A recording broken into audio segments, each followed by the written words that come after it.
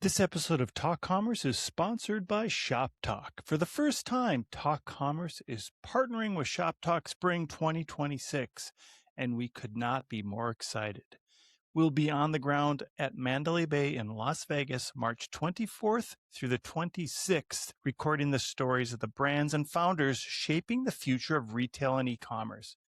If you want to share your story or just want to connect in person, head over to talkcommerce.com/shop talk to learn more and book your interview. That is talkcommerce.com/shop talk. That's shop talk. That's talkcommerce.com/shop talk. Welcome to this episode of Talk Commerce. Today I have Michael Bervell. He is the CEO founder of TestParty. Michael, go ahead, do a much better introduction than I did. Correct me for all my mistakes and tell me your day-to-day role and maybe one of your passions in life. Yeah. What's up? Good to be here, everyone. Thank you so much for having me, Brent. I'm Michael Bervell, founder CEO of TestParty. I guess you got all that right. That's all good. All right, good. One of my passions as of lately, I've already started my New Year's resolution for next year. I always start mine on December 1st just to get like the habit built by the time the new year actually happens. And my resolution for this year is to do the Bradbury challenge. I don't know if you've heard of this before, if your audience has heard of it, but it's from the author Ray Bradbury, who's like, he wrote all these amazing books, lots of like science fiction stuff. He was like a science fiction writer. So if you've ever read, any of his stuff, They Have Not Seen the Stars or Something Wicked That Way or, any of those sorts of books. He wrote a lot of that stuff. Anyways, I'm doing the Bradbury challenge. So I read one poem a day, one short story a day, and one essay a day. And then I'm trying to write also one poem a day. So that's kind of my fun. That's what's been bringing me joy. That's what I do for fun lately. Yeah, that's awesome. Good. Yeah, we did the hard 75 as a family running up to Thanksgiving. I was the biggest offender. We ended up adding 8 days. So ended up being the hard 83. Oh That no. was hard. Anyways, yeah, it was hard. Well, All that right. one's that's like physical, I feel like for me, it's the mental stuff. I'm like, okay, I'll just read a poem a day and a short story. It's like almost more fun versus run 83 miles. Well, we had to do like a diet and, my kids are spreadsheet kids. Like we had to read nonfiction every day, 10 pages of nonfiction. Yeah, I love it. All right. So before we get started, and we're going to talk about accessibility and testing for that, I do have a joke for you. We do the free joke project. I'm going to tell you a joke. You give me a rating, 8 through 13. So here we go. There we go. I can't believe that viruses and bacteria would just invade my body without a permission. That makes me sick. Brett, that was good. That was good because it was clever, and I do like puns. So I'll give it an 11.5. Good, thank you. Yeah, a lot of people just like get the joke later in the day. They're thinking jokes usually. Oh, it's Appreciate interesting. it. It's the Bradbury challenge is keeping me on my toes. There you go. Perfect. All right. So tell us, let's just do the 10,000-foot view of accessibility. I mean, there's a whole group of people in the world that can't access websites for whatever reason. But so tell us kind of how you got into what you're doing and really the importance of it. Yeah, I mean, accessibility is a subset of what I would call more broadly product inclusion. Like the idea of when you're building a digital product, what's the default usage pattern? And I think if we think of products today that have launched in the last 2 or 3 years, a lot of them are AI native and they don't have, say, a guidebook or a rule book. Okay, so think of the launch of ChatGPT. It's very different than the launch of Blu-ray because there was no instructions on how to use ChatGPT. It's emergent. That's technology. You use it and you start to discover what it can do. And so when I first got into product inclusion as a field, it was in the era before AI, right? Where everything was very defined. And so I was using the Xbox Kinect, which was built to be this device that you connect to your Xbox and you can use your body to control it. And I remember it's 6th grade, I got it as a Christmas gift from my parents. I was so excited with my brother to try it out at 8 p.m. And we plugged it in and it didn't recognize our skin tone. In Seattle, 6:30 p.m., 7 p.m., it's later, it just wasn't working. And that's kind of what got me thinking about product inclusion. Eventually, I went to college, I went to Harvard, studied philosophy and CS, and my focus was another segment of product inclusion, which was privacy and GDPR compliance. So I was writing my senior thesis in 2018, 2019 about Cambridge Analytica, right? And the kind of election, I guess you would call it election plus social media plus advertising scandals and how that kind of led into a lot of GDPR compliance. What cookies can you track? How can you track a person? And finally, the third leg of the stool that led me to kind of create TestParty and accessibility was meeting my co-founder, who, like me, had a background in product inclusion and product design and software engineering. And he went to go work at Amazon when Amazon was hit with an ADA lawsuit. And he was like, wow, there's no automation here. There's no technology to fix automation for accessibility. Maybe we should build that. So those kind of three legs to the stool, that's kind of how I first got involved and engaged, from very academic lens in college with my senior thesis to like the very personal lens of using a product that didn't actually work, to then thinking of the actual, like, what's the business opportunity here in talking to a friend. And I will say, like, I didn't expect to be doing accessibility. Before this, I was in business school. Before that, I was a venture capitalist at Microsoft. Like, we were writing $1 billion checks to people all over the world to go build their own startups. So it really was a matter of like opportunity and also passion that drove me into this. Yeah. And so, I mean, I think, so you're focused on more than just websites. It's just any product that is digital or even physical products. Yeah, it's interesting. Definitely there's a need for it, like physical products. AR, VR is another interesting space that we think about a little bit, but we're primarily like websites. And we've seen a lot of interesting traction, specifically in e-commerce. Like all these brands built on Shopify, WooCommerce, WordPress are getting hit with ADA lawsuits, which in the physical world, it makes sense. You go into a bathroom, the sink is too high for a wheelchair user. You understand that, right? Or you try to get into a building and there's only stairs and no elevators or ramps. You understand that. I think a lot of online business owners don't even know that there are online standards for accessibility in the same way that there are in the physical world. And so that's kind of how when I think about kind of the space and I think about accessibility, like, we focus on websites, but certainly there's a need beyond that. Just not our focus. And from the website standpoint, probably and I'll just guess here, but the primary focus is just maybe sight or visually impaired, or is there other things that you would look at as well for websites?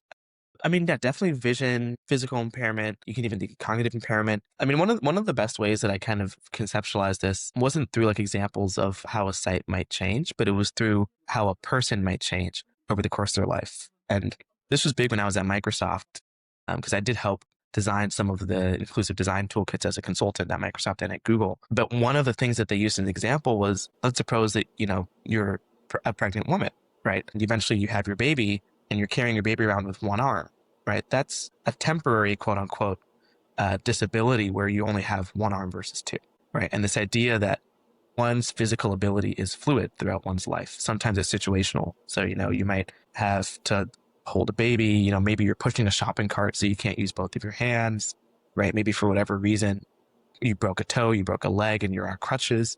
Right? These are all temporary disabilities that affect one's interaction with the world. You can think of it in the kind of tech world. One of my friends got LASIK 2 months ago, and he was like, I can no longer look at my phone. So he just couldn't do anything for 3 to 4 days. Is there a world where if technology was built more, inclusively or more globally, that it's very intuitive how one would use voice navigation without having to look at a phone after eye surgery to actually use a device? And so that's kind of what we think about a lot more, is like, obviously the use case is people with disabilities who might be blind, physically impaired, mentally impaired, whatever it is, whether permanent or temporary. But I think where the industry is going, and where I see not just e-commerce, but every business going, is trying to think through how can this sort of innovation, which traditionally is at the edge of the bell curves, how can that benefit the vast majority in the center of the bell curve? So that's like a big part of where I focus my energy and attention. Yeah, and I think especially the visually impaired, it is more than just the bell curve. It could be 10 or 20% of the population that has some sort of visual impairment. Maybe it's nighttime vision or any type of nearsightedness. It is a larger segment of our population than a lot of people think, right? Yeah, and what's so interesting, and I guess this is kind of more philosophical. Bear with me. It's kind of the thought experiment of what I studied in school, but a big part of it is like how does one know what average is? Like, you might say I have average vision. Somewhere at some point, average vision was defined as 20/20. And if you're better than 20/20, you're beyond average. And if you are at a certain threshold, you can call yourself low vision. At a certain threshold, you might need glasses. But it's interesting because vision is one of those areas where we've defined what the standard is. But there's so many other abilities or just things that affect people that there is no barometer of what's typical. Oftentimes people don't even know if they're typical or non-typical until after the fact. After the fact being maybe some sort of diagnosis or some sort of trigger or whatever it might be. So yeah, definitely it's super interesting. And for visual impairments, like what you just mentioned, that's a big example. And then some of these other questions as well. Yeah, and I think on your website, you have some compliance issues, and there's some government compliance, and there's certainly compliance from the EU and things like that. How important is it and are they a good baseline to make sure we're doing what we need to do? Yeah, it's interesting. All these standards, like there's the Americans with Disabilities Act in the US. And if you don't comply, you're at risk of like legal lawsuits. It's fun side note, fun or unfun, depending on how you see it. But a lot of these lawsuits are done by like kind of drive-by lawyers, or just kind of trolls. And that term drive-by comes from the idea that, in the 90s, someone would drive by a building, and if they didn't have a ramp, they would know to sue the business, right? And so the equivalent is happening online, where people, sometimes with impairments who don't really want to even use the product, will drive by the website and see that there's issues and file lawsuits. So that's the ADA in the US, the European Accessibility Act. There's Section 508, which is mostly government. All of this really rolls up to a set of standards called the Web Content Accessibility Guidelines, or the WCAG. So in theory, if you really know the WCAG and how to implement it, it should be really easy to make your sites accessible, at least on a case-by-case basis for whatever impairments someone has. But the standards are there and defined, and it's just a matter really of following it, trying to follow it with ease. Is it so as a developer, is it easy to, let's just say you're a coding developer and you're not necessarily thinking of how the website's going to look. And, I'm a big Claude Code user, so Claude Code doesn't see what it's making. Typically, you have to kind of describe it or give it a screenshot. Is there a good way as a developer agency to go about making sure that you're compliant as you're building? Yeah, I mean, it's interesting because I use AI tools all the time. I use Cloud Code like nobody's business. And what's funny is there's a school of accessibility practitioners who are doing essentially like LLM challenges, trying to see if you just describe to an LLM, build a web page, does XYZ, how good at it is it at building an accessible web page or an accessible form where you can submit information. And typically we find that these LLMs, because they're trained largely on inaccessible website data, like 97% of the website, the web is not accessible. They spit out inaccessible code, right? That said, like it's definitely possible to prompt them to be accessible. But I think the best solution is really to use a more like deterministic tool. Like one is called Wave by the University of Utah, released that one. Another one is called AxeCore, which is like the biggest open source engine, right? It's what like Google Lighthouse is built on, Google's accessibility engine. Microsoft has one called Accessibility Insights that's also built on AxeCore. There are tools out there like PowerMapper. Actually, interestingly enough, these like PowerMapper is actually used by a lot of these troll lawyers when they're scanning a website to then file lawsuits. So you could argue for developers, if you're scanning with all the open source tools and making sure that your website at least complies or shows zero issues on those open source issues, that's a great baseline to protect yourself legally. And then on top of that, these automated tools scan for maybe 60% of issues. So that last 40%, you do have to do manual testing or user testing. And that's where kind of the product inclusion more broadly comes in. Have you designed your product to be inclusive beyond just automated tests, but also through your own manual testing? Yeah, so let's talk a little bit about TestParty. So you've brought this in and made it and added more automation to the accessibility testing, or explain kind of your solution. What's so funny is that we call the company TestParty, but we probably should have called it FixParty. It's like our biggest differentiation in the industry is that we don't just test, we also fix things. And we now have like close to 55 e-commerce clients, and they're doing collectively close to $2 billion in revenue online and offline. And when we chat with most of these clients, they have audits, and they've done audits, once a year, once every 2 years, paid $20,000, $30,000, $40,000 for these audits, but then they don't know what to do with the results. And so the true problem that we're trying to solve is, okay, you've done an audit with Wave, PowerMapper X, you've used Level Access, DQ. These are all the major players in the space. But what do you do with those results when you've never been trained on accessibility? And so we're building kind of a Cloud Code-like or a ChatGPT Codex-like engine that can take in these results and automatically fix an e-commerce site or fix a website to be compliant at the code level. That's our big innovation in the space, and that's what investors have been backing now for 2.5 years. Yeah, that's awesome. So I kind of think of, there's a product called Sentry that discovers errors in your site, and then there's actually an option within Sentry to fix the error. So you're going down that same path where somebody could find an accessibility issue and have the code sort of fix itself, or it would be like an MCP, or tell us a little bit about that solution and what you're working on. Yeah, it's exactly. Actually, I remember seeing the Sentry AI launch video probably a year ago, and I put that in our team's all hands deck. And I was like, this company somehow took all of our marketing and did it for security, because Sentry is primarily security testing, not accessibility testing. We're like the first and only accessibility version of a Sentry. Or Sneak is another big one that's really popular, or SonarQube, SonarSource. These are all security companies that do security testing and security. Now they're starting to do AI-enabled security remediations and fixing. And so they have interesting approaches. I think the approach that I think is going to win out, like while the MCP server is interesting, we're focusing more on like human in the loop, which MCP servers sometimes are, they kind of run on their own, honestly, and they're quite new. And so we're focusing more on like giving developers tools within the IDE. So like within VS Code or within CI/CD. So in like GitHub, or just scanning an end website and trying to give an audit that you can feed into an MCP server, versus building our own server. It's an interesting, we might change in a year or in 2 years to kind of double down on MCP once we see where the market's going. But it's kind of the wild west out there in terms of that. So we're focusing in on more precise tooling in the software development process. I want to change topics a little bit. I want to talk about your book, Unlocking Unicorns. Tell us a little bit about that, what led to it, and oh man, I was locked indoors for 3 years during COVID. And actually during the first week of COVID, I think I saw a quote on Twitter, and they're like, during the Black Plague,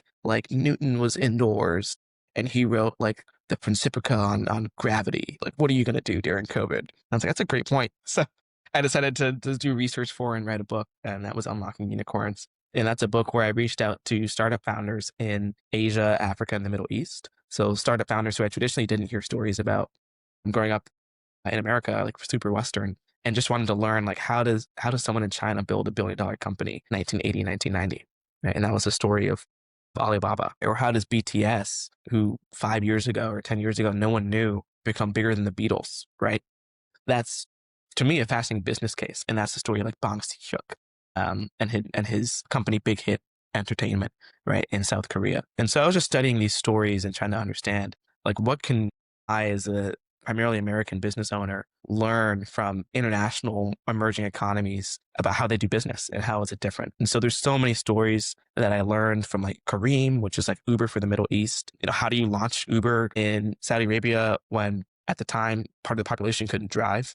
How do you lobby a government to help people drive so that you can drive more drivers and also more riders in a car system? How do you match gender for rides versus not? Just really interesting questions that I hadn't even considered growing up here. So that was the impetus for the book and kind of what we wrote. And yeah, when I published it, it became a bestseller for the first month that it was there on Amazon, which was nice. Yeah. Did you find that different, like maybe the US misses out on some opportunities because the US is so US centric to everything it does? And I'm not trying to be political, but maybe the US, we do think we're doing it right all the time. And we sometimes overlook other options that are out there in the world that other countries are doing and are successful at. Yeah, I mean, some of it is a mindset and some of it is based off just pure infrastructure, right? And so like the mindset side of the house is like, I do think that if you look towards, say, like even the continent of Africa, like half the population is under the age of 25. Whereas in the US, that's not the same, right? Everyone knows the example of Japan, right? Where Japan has an aging population, where if they don't have more kids, there's a chance that there may not be a Japan in 200 years that's the same as the Japan of today. So that's kind of just like the situational and kind of mindset part of the house. And then the second kind of interesting thing is just the infrastructure. Like the continent of Africa has no fiber in the same way that America laid down a bunch of fiber in the early 20th century and railroads. And the positive of that for America is like, hey, we can repurpose this sort of stuff, but it has high capital costs. Whereas if you're in Africa and you want to build a tech startup, like, now you just use some of the satellites that maybe Amazon is launching or Blue Origin is launching, or you use like even, Elon Musk's satellites, and you can now have a company anywhere, right? And so that concept is called leapfrogging, right? Where you don't need to build certain technological interpoints. You can just leapfrog and build starting today. So if I were to go launch a company in Africa today, it actually would be, in some respects, easier than launching it in the US, depending on which industry I'm choosing. Those are just interesting. And it's just the nature of doing business in some of these countries where they don't have the same history, culture, infrastructure as in the US. Yeah, it's super interesting. Michael, we as we're going into, we're recording right around Christmas time, but this will get released probably in Q1. What do you think we're going to be looking at in terms of new innovations or something like maybe even e-commerce? Like, is there anything you see that's happening in the industry that's going to disrupt other than what's already happening with AI and ChatGPT? Yeah, I mean, I think the biggest thing is just the unbundling of use cases. Like I kind of said at the very beginning of the call that like AI is an emergent technology, and how people use it is defining like a lot of how people are building products and making businesses and so on and so forth. And I do imagine that in Q1, Q2, we're going to see even more unbundling. Meaning, like, you used to go to ChatGPT for everything. Now you go to something like, Perplexity for search and ChatGPT for, maybe writing your emails, but then you go to Claude for your code reviews. And like that unbundling is really going to lead to a rise of like really niche players. Like already there are probably niche players for SEO versus GEO versus tracking conversion rates and optimizing conversion rates. And some platforms will try to do them all. But I bet if you ask your audience today, like, do you have a favorite tool for X niche thing within e-commerce? There may not be a solution today, but in 12 months, there certainly will be. And some solutions that I see that are really cool as it relates to like e-commerce or just commerce online and AI is things like automating A/B testing. Like there are really cool companies like Moonshot AI. I think I've met the team at conferences a couple times, but they claim to be able to look at your webpage, run an A/B test, find the results, and automatically stimulate all of that. So you don't even have to dream up what A/B test to run. You can just say, "Hey, Moonshot, look at my website and my data and do it for me." Right? That's pretty cool. Or another tool that I just saw that was really interesting was one where you could simulate different users on your website and try to track user flows and paths that may be broken. So it's almost like a next generation of Clarity by Microsoft or any of those tools that would track what someone's doing on your website. It's not only tracking what they're doing, but also then mimicking what they might do and using that to help build better products and experiences. So yeah, just really interesting, super niche use cases of like ChatGPT, right? Where you could have uploaded it yourself. Now there's a whole product and platform doing it. Yeah, and I think that I think businesses are tired of generative AI, and the real magic for AI is going to be what you're describing, some of the pattern recognitions and some of the automations that are happening in the back office that are helping you do better, even automating your testing. And I like that idea of finding the different ways that users use things, because I think typically what happens is a developer makes something, they do the same things over and over again, and they're like, yeah, it works great, let's release it. Yep, And your first user goes on and like, I have no idea what I'm doing. I can't figure out how to go to the end of this, whatever the workflow is. Yeah, it's interesting. We're in this weird part of the technology cycle where a lot of these optimizations seem so hyper niche. Where it's like okay, it's actually like we're not optimizing for 0.1% improvement or 2% improvement. And is there going to be another seismic shift, in commerce or really in any sort of technology? Probably there will be, and I'm just curious to see what it might be in 12 months. Yeah. Michael, we have a few minutes left. As I close out the podcast, I give everybody a chance to do a shameless plug about anything they'd like. What would you like to plug today? Oh man, read more books. And if you need accessibility services on your e-commerce site, or if you're an agency and you want to either white label accessibility or have a referral partner for accessibility, you can go to TestParty AI, TestParty.ai. And yeah, you just say like, Brent sent you, and you'll get probably a nice discount as well for the Brent sent you discount. And what book are you reading right now? I've actually, even though I'm doing this Bradbury challenge, I've never read for Fahrenheit 451. That's like his magnum opus. Like that's the book he wrote that everyone was like, this guy is a genius. And I've never read it. I've only read his short stories and stuff like that. So that's my next book. I guess that's my recommendation. I've never read it. So again, if it's a bad book, don't blame me, blame society. I think it's also banned in a lot of schools. I don't know why, but we'll see. Talk to me in like 2 months, and once I finish it, I'll give you my thoughts. Yeah, I think is Animal Pharmacy is another one that's sort of a classic that a lot of people have missed nowadays. I just finished David Goggins' Can't Hurt Me. So if you want nonfiction about Oh yeah. things you shouldn't do that the author does, that's a good one to read. Yeah, Don't do as I do or talk about. I remember, Listen to I all the mean, David crazy Goggins, stuff. what a guy. He like ran like what, a double marathon and like broke both of his feet, something like Yeah, that. yeah, 100 miles. Incredible. 100 miles. It's like 5 marathons. It's incredible. Yeah, exactly.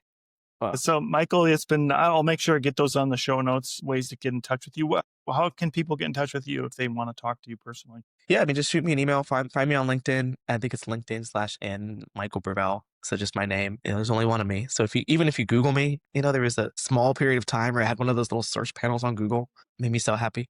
I think they took it away. They're like, this guy is not that notable. At the time, for like 6 months after I published the book, they're like, this dude might be someone. So you can Google me too. I'll pop up, and there's lots of ways to contact me. Perfect. Michael Bervell is the CEO of TestParty. Thank you so much for being here today. Yeah, thanks so much, Brent, for having me.